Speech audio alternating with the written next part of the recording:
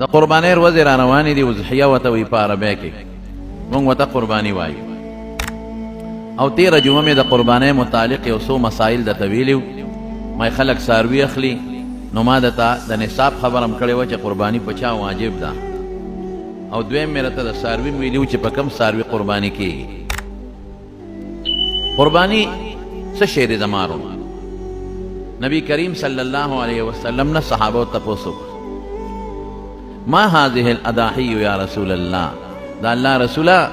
دا قربانۍ څه شی دی نو رسول الله مبارک او فرمایل سنت ابیکم ابراهیم دا ستاسو د نیکه د پلار د ابراهیم علیه السلام طریقه ده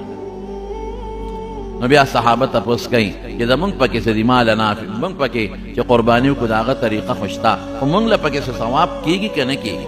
ټیک ته د ابراهیم علیه السلام طریقه چې موږ جمدی کړو یو ښه خبره ده خو ثواب زمونږ پکې څومره کېږي هغه مقدار راته وښایه نو رسول الله مبارک فرمایل وی چې کم څاروی لالی د هغې په شا چې څومره ویښته دي د هغې برابر نیکۍ درته میلاوي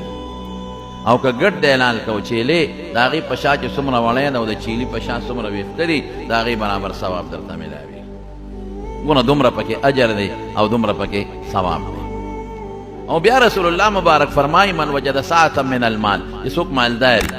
د هغې بیان ما تېره جمعه درته کړی و چې په چا قرباني واجبه د مالدار څه ته وایي او فلم یضحي د قرباني ونه کړله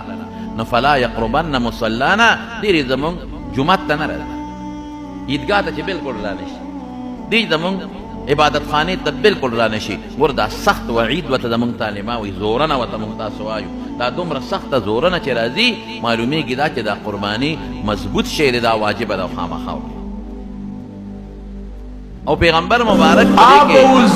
لس کاله حضور پاک چې مدینې ته مدینې منورې ته یو کال ښځې لاندې به ناست دي او د هغې تقریر به لسو کالو کې یو کال نه ده پرېښود او کله دوه ګډانه ملل کړي دي نبي علیه السلام یو ځل یې دوه ګډانه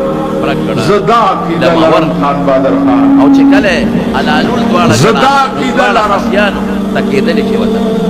چې د یار در په هزار درمان ورنکما د یار در په هزار درمان ورنکما او دا سوربي آشنایی بدی په